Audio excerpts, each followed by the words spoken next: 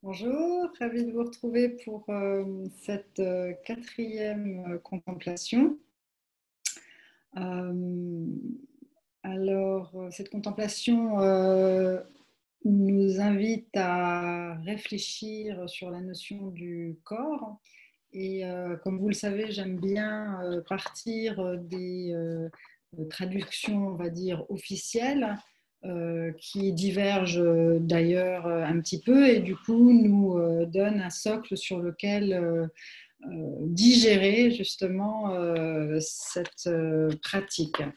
Alors, dans les sutras traduits par le temple de formation, Sujidi, il est dit: nous regardons ce repas comme la médecine qui soutient, qui nourrit notre vie, qui soutient, qui porte notre vie. Donc là, c'est intéressant puisqu'il y a tout de suite le rapport entre nourriture et médecine. Voilà, ce qui n'est pas toujours évident, et donc on va revenir dessus. Bien évidemment, le concept que cette nourriture porte notre vie. L'autre traduction peut-être un petit peu différente, tout aussi intéressante et en tous les cas informative, c'est nous regardons vraiment cette bonne médecine comme le médicament pour ce qui guérit nos corps fragiles. Alors c'est intéressant, cette fragilité, elle nous renvoie simplement finalement à la dépendance que l'on a à cette nourriture, à l'élément extérieur, et qu'effectivement cette nourriture, cette médecine nous est nécessaire pour fonctionner. Alors effectivement, la notion de médecine, il y a deux concepts autour desquels on peut s'arrêter, voilà, que cette contemplation invite à revisiter, surtout nous en tant qu'occidentaux. C'est la notion de médecine et la notion du corps. Alors, c'est vrai que le bouddhisme, on peut le voir comme une médecine. À savoir qu'il y a eu un diagnostic, il y a une souffrance et qu'il y a la cause de cette souffrance qu'on peut simplifier comme étant l'illusion que l'on est séparé. Et puis, il y a un traitement qui va nous permettre de se retrouver ajusté à l'extérieur et de telle manière à ce que eh bien, nous ne soyons plus séparés, mais plus que ça, que nos corps se nourrissent de l'extérieur. Donc là, le rapport avec la nourriture, il est clair. Euh, et par rapport puisque c'est notre focus par rapport au Tenzo, son propos va être justement principalement d'aider à cette réalisation, mais pas simplement mentalement, euh, par le corps. Alors là, les Chinois nous aident puisque leur cosmogonie euh, présente de manière intriquée des éléments, on va dire, qui nous semblent être extérieurs, tels que l'air, l'eau, le métal, le feu, et puis des sentiments qui nous semblent être psychologiques, comme la joie, la colère, la tristesse, avec des organes vraiment très physiques et là qui appartiennent au corps.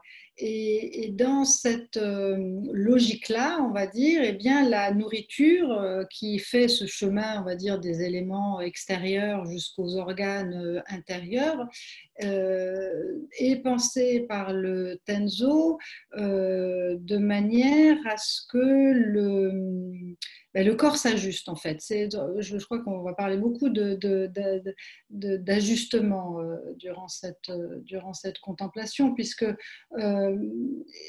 c'est vraiment le cœur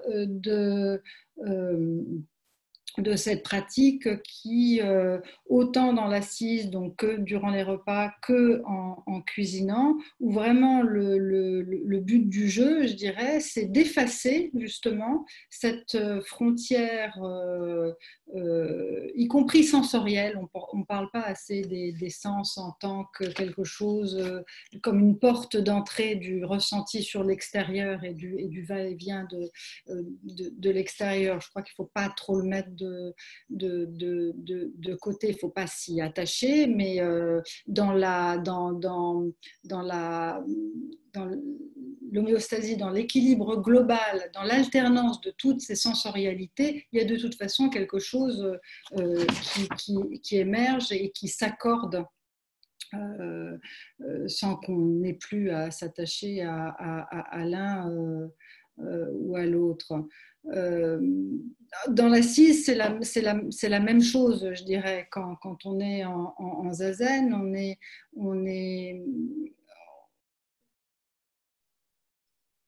on laisse le corps être de telle façon à ce que l'on devienne corps et esprit, cœur complètement ouvert. Hein. Uchiyama dit lâcher ouvrir les mains de la pensée. Donc on arrête d'être volontaire par rapport à quelque chose à atteindre, mais on se met en disponibilité, donc on se met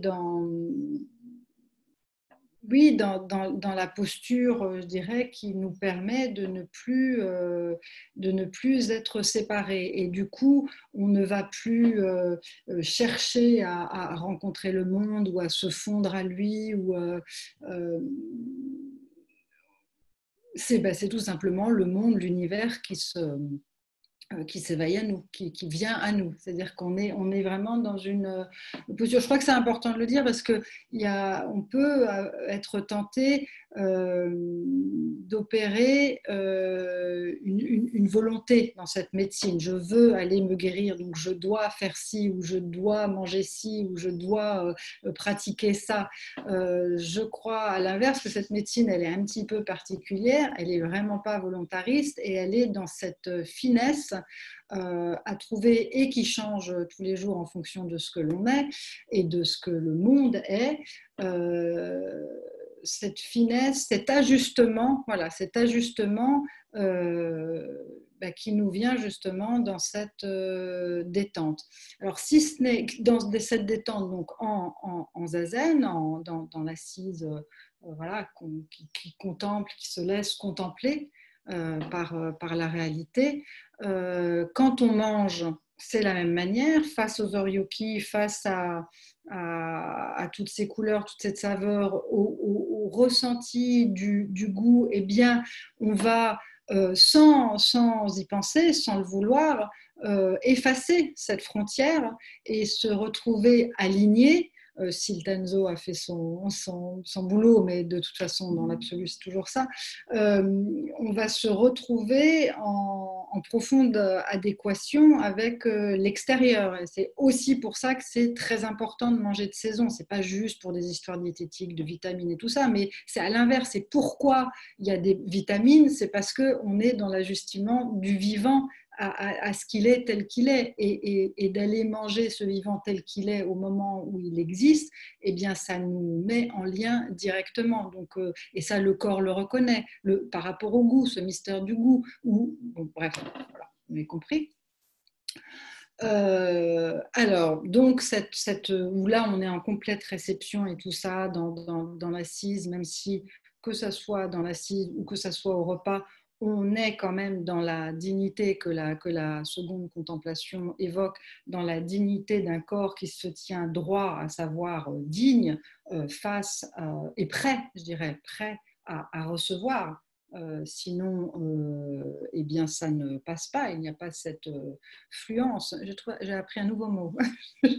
J'ai lu ça, je ne sais plus où, la fluence. Ah oui, bref. J'aime beaucoup confluence, fluence. Je trouve ça assez. Je parle toujours de fluidité, mais la fluence me semble assez évocatrice. Donc, voilà, pour qu'elle existe, on se tient prêt à recevoir. Le Tenzo, il va un petit peu plus loin puisque c'est sur lui que porte la responsabilité, je dirais, de cette efficacité, même si je n'aime pas trop ce mot-là.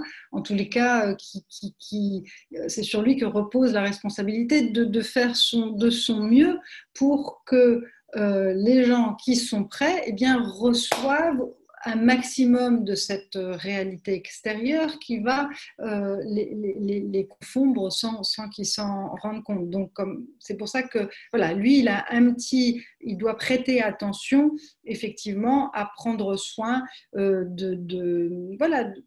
Finalement, on dit les 5 couleurs, les 6 saveurs, les 5 textures, bien sûr, mais c'est plutôt se laisser à ce qu'il y a à prendre. Puis de toute façon, c'est la pratique de la situation, donc on n'a pas toujours autant de variétés qu'on le voudrait.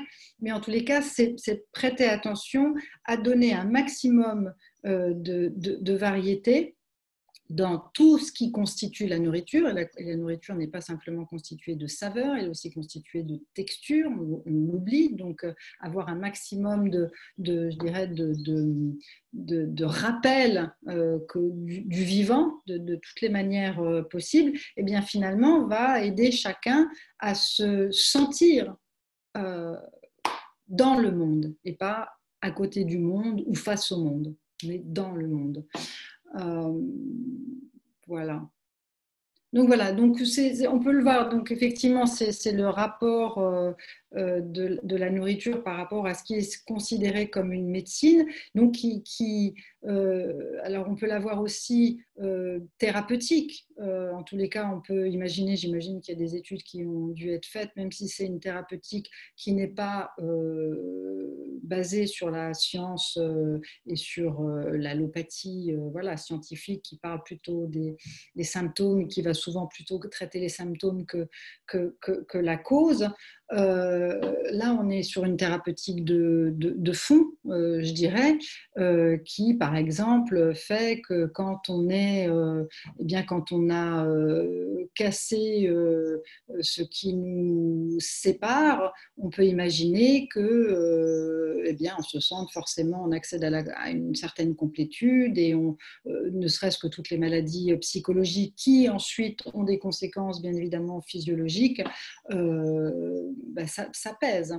Et que plus on rentre dans cette pratique de recevoir de la volonté, de cette confiance petit à petit qui se nourrit par l'expérience et pas par la croyance, cette foi réelle qui existe par la confiance qui vient à simplement pratiquer, se rentrer dans le vivant, eh bien, ça a effectivement des conséquences de ce qu'on appelle, nous, la santé.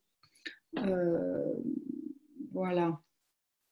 Après, c'est aussi intéressant, donc, est évoqué le corps. Alors là, le corps, voilà, gros sujet. Gros sujet parce que nous, ça a été plié de manière assez récente, hein, finalement, le 17e, on un petit peu, on nous a coupé la tête, et le corps, voilà, c'est une machine qu'il faut nourrir comme on mettrait de l'essence, comme une voiture, on mettrait de l'essence. Quand on parle du corps, par rapport à des pratiques asiatiques, on ne parle pas du même corps déjà, donc ça, il faut vraiment le rappeler. Le corps est beaucoup plus vaste et beaucoup plus intriqué, tout comme l'esprit. On ne parle pas de l'esprit, on parle du cœur. Donc, et puis, bien évidemment, même si c'est clair que cette contemplation, elle parle a priori du corps physique de notre corps qui a besoin de nourriture, mais néanmoins, elles invitent forcément à réfléchir à ce qu'est le corps dans le contexte de ce protocole qui nous propose de guérir de cette illusion de la séparation. Donc ça veut dire que forcément le corps étant nourri nous vivons de l'extérieur, des autres, eh bien notre corps, la véritable réalité de notre corps, elle est forcément, elle dépasse forcément les frontières de notre squelette. Et de là, et c'est, je crois, encore une fois, toujours intéressant de relier toutes ces contemplations. C'est même pas intéressant, c'est nécessaire si on veut réellement qu'elles activent leur sagesse, leur réalité et nous en faire bénéficier. De regarder cette contemplation dans la situation actuelle et de voir le corps aussi, le corps collectif, peut nous évoquer, peut nous aider aussi à vivre dans l'esprit de la guérison toute cette situation. On peut se poser la question par notre pratique, par notre manière de nourrir, par notre manière de recevoir la nourriture, par notre manière de la cuisiner, même dans le confinement, donc soit pour nous-mêmes, soit pour notre famille proche, et bien par rapport à ça, de quelle manière nourrit-on le corps collectif? Parce que ça a forcément une intrication. En tous les cas, c'est le concept. Et de aussi se poser la question, quand est-il nécessaire de nourrir notre corps intriqué aussi au mental, à savoir de quoi le nourrit-on en termes de lecture, de quoi le nourrit-on en termes d'information, quand est-ce le moment de recevoir beaucoup d'informations sur une situation profondément anxiogène, quand est-ce aussi nécessaire pour se protéger de cette capacité de guérison que l'on porte tous en nous quand on se relie individuellement à la réalité, pour protéger cette capacité centropique, hein, passer de l'entropie à la centropie, est-ce le moment de revenir, non pas de rentrer dans le déni, mais d'accueillir en présence active la réalité et de continuer l'enthousiasme vigoureux du cuisinier. Hein, nous sommes aussi aujourd'hui à fêter l'équinoxe du printemps, donc l'arrivée du printemps. Et vous savez peut-être que dans le bouddhisme, et particulièrement dans le bouddhisme japonais, je crois, elle tombe, enfin, c'est le Oigan, donc c'est la cérémonie de l'équinoxe du printemps où la croyance on va dire populaire, rencontre les défunts. C'est l'exact moment où le jour est égal à la nuit, donc quelque part où le monde des ombres rencontre le monde des vivants. Donc en fait, c'est très joyeux au Ingan. Il y a des fêtes de lampions partout, les temples deviennent des kermesses, les cimetières aussi. On fait plein de mochi, on fait plein de... C'est très très joyeux. Et ce qu'il y a par rapport à la pratique, c'est rencontrer l'autre rive. C'est le moment où on rencontre l'autre rive. L'autre rive, c'est celle où on est pleinement vivant. Et cette rencontre, c'est aller sur l'autre rive, en fait, ça fait référence aussi aux paramitas. Et il y a 6 paramitas. L'une des paramitas, c'est celle sur laquelle repose la pratique générale des gens de la voie, mais qui se raccroche particulièrement, en tout cas que Dogen a raccroché particulièrement à la pratique du cuisinier zen, donc l'enthousiasme vigoureux. Donc que de quelque part un petit peu se protéger d'une nourriture anxiogène qui pourrait gâcher cet enthousiasme vigoureux, eh bien, c'est peut-être aussi salutaire découvrir, je dirais, parce que les paramitas ne sont que des qualités finalement intrinsèques à cultiver, à découvrir, pour ne pas gâcher, pour ne pas étouffer, pour ne pas rendre invisible cette qualité profondément utile au monde, à soi, mais donc conséquemment au monde. Voilà, faire peut-être attention, en tous les cas, se poser la question du besoin. On revient toujours au besoin. Là, on repart un petit peu sur la troisième contemplation. Est-ce que cette nourriture, quelle qu'elle soit, est-ce que j'en ai besoin, et que la réponse vienne du cœur, que ce soit pas un truc rationnel, tant pour la nourriture, bah oui, là il y a des calories, là j'ai moins ci, là, ça, ou par rapport à de l'info, bah oui, quand même, il faut voilà, poser peut-être la question avant Zazen, tout oublier pendant Zen, et peut-être que, voilà, savoir si, oui, aujourd'hui, il est bon que j'écoute les informations ou je me nourrisse de telle lecture ou telle nourriture. Voilà, je crois que c'est un petit peu tout ce que j'avais à vous dire. Encore une fois, rien de vrai là-dedans que une réalité qui, j'espère, qui est vivante parce que justement elle émerge dans l'instant. Et je vous invite à faire la même chose. Peut-être que cette contemplation vous évoquera d'autres choses et c'est très bien. Et voilà, de vous laisser en tous les cas porter et d'apprécier cette nourriture comme une médecine, peut-être dans un sens plus large que l'on a tendance à le voir, médecine pour ce corps aussi, peut-être élargir la notion du corps que l'on a habituellement. Voilà, merci.